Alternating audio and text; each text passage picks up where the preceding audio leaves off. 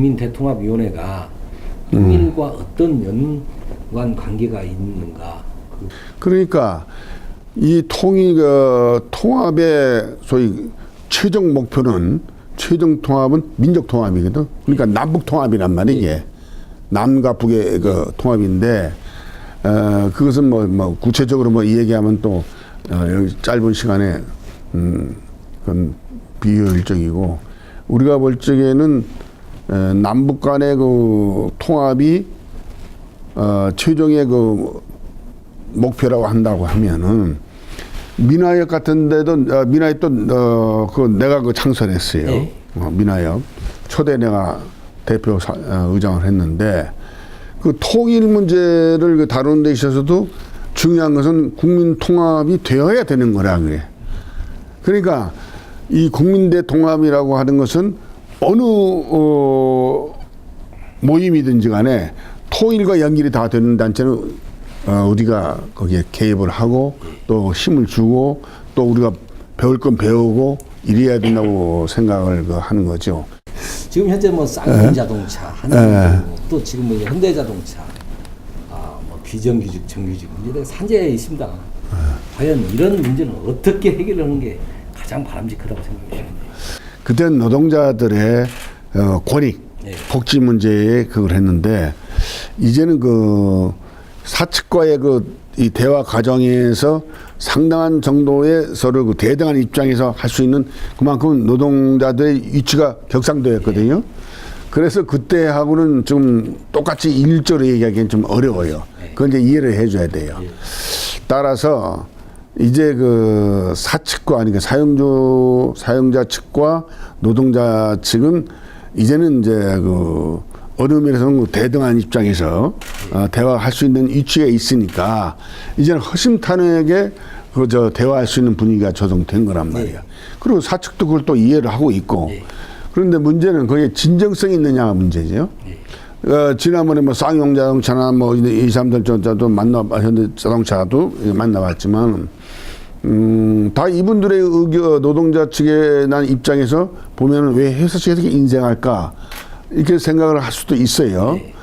그런데 경영자 측에서 볼 때는 우리가 이 정도의 예우를 해줬는데 또 이 정도의 임금을 인상시켜줬는데 이런 정도의 또 복지 문제를 향상시켜줬는데 너무 심하지 않느냐라고 또 이야기를 하더란 말이에요. 그렇다면 난 양쪽 다 의견을 이렇게 들어보면 어쨌든 간에 난 약자의 편은 안 해요. 약자의 편이거든. 그 조금 더 베풀어 줬으면 좋겠다. 이런 생각을 갖는데 그건 대화가 필요해요. 뭔 대화가 필요해? 진정성 있는 대화. 그러니까 나는 사용자 측에 항상 얘기를 합니다. 당신들이 하고 있는 그 운영이라든가 모든 문제를 우리 노동자가 혼이 알게끔 해줘라. 그리고 노동자 측에 협조를 거다. 자, 회사의 이득이 이만큼 나왔다. 10원이 나왔다.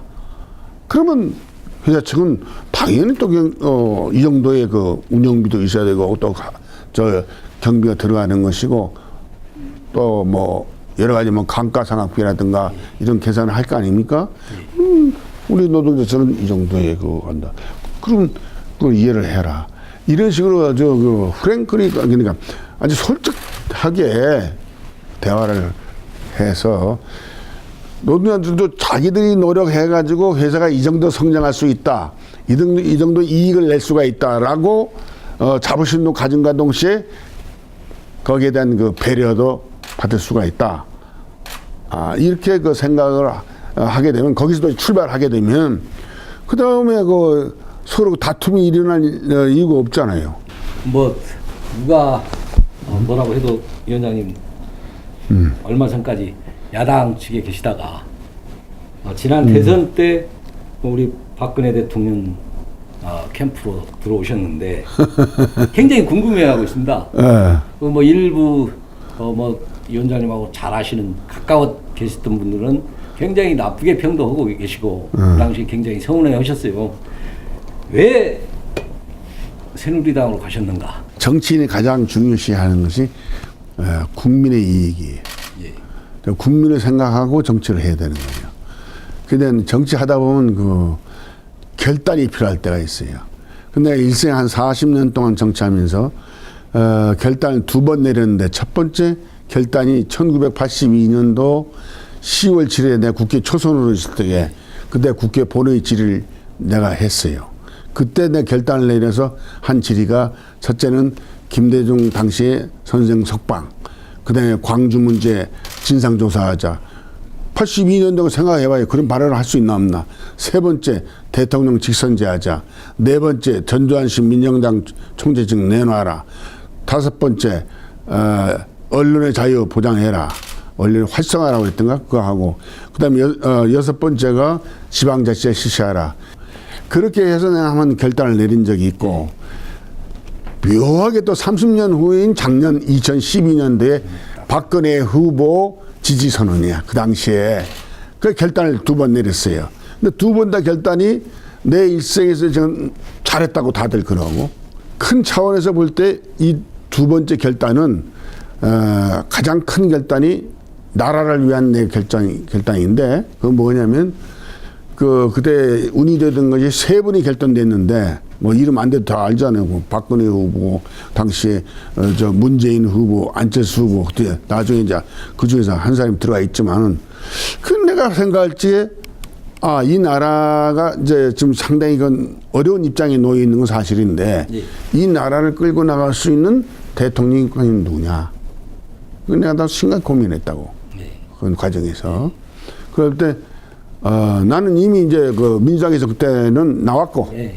그때 뭐 바로 온 게 아니라 나와가지고 그 사람들하고 내가 이제 그 현재 그 체제 그 지도체제하고 나는 이제 당원은 아니니까. 그럼 그 사람들하고는 이제 결별을 했고 그래서 내 집사람이 좀 다 아시다시피 몸이 안 좋아가지고 그 간호하고 있을 텐데 그 정치를 한때는 내가 안 했죠. 안 했는데 그렇게 그냥 그런 식으로 할 것이냐 간호하는 그걸 할 거냐 이제 몸이 거의 다 나았기 때문에 그 병원 무슨 뭐 완전치는 않지만은 그래도 거의 낫다 그러니까 그래도 그냥 간호하는 걸로 할 것이냐 아니면은 자 이때 내가 한번 또 결단을 낼 시기가 된 거 아니냐 하는 주위 사람들의 많은 그 권유가 있었어요.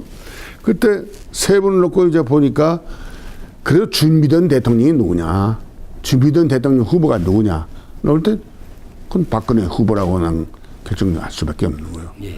당시 내가 아무게 뭐 내가 개인 얘기면 지나간 얘기 안 하지만 준비가 안 된 사람들이에요, 내가. 그러면 이런 분들에게 나라를 맡기는 것보다는 그 준비된 박근혜 후보가 대통령이 되는 것이 하나의 이 수리다, 이 정도다. 그렇게 내가 지금 나라를 위한 내 나름대로 판단을 한 거예요. 그러니까 정치라고 하는 것은 항상 나보다도 당보다는 국가를 생각해야 된다는 말이에요. 그런 면에서 내가 박근혜 후보를 내가 당시에 지지하게 된 거예요. 그런데 많은 사람들이 당시에는 이거 민주당에 있다가 민주당에서 이미 나와 있는 사람을 가지고 그렇다고 얘기를 하는데 그건 아니에요. 이미 그때는 나와 있었던 거고 그때 내가 지금 민주당의 당 대표까지 한 사람이 그 당에 대해서 얘기하기는 싫고 내가 솔직한 얘기 안 나. 그건 싫고 내가 볼 적에는 내가 볼 적에는 당이 제1야당이 이래 돼서는 안 되는데 이거 잘못 가고 있다. 이건 내 힘도 그 당시에는 더 이상 이제 한계점이 다다랐고 그럼 또 내가 가야 될 길은 뭐냐라고 하는 차원에서 나라를 위한 길을 하나 내가 좀 찾아야 되겠다. 이래가지고 내 박근혜 후보를 결정을 만나 뵙고 말씀을 듣고 내 결정한 거죠.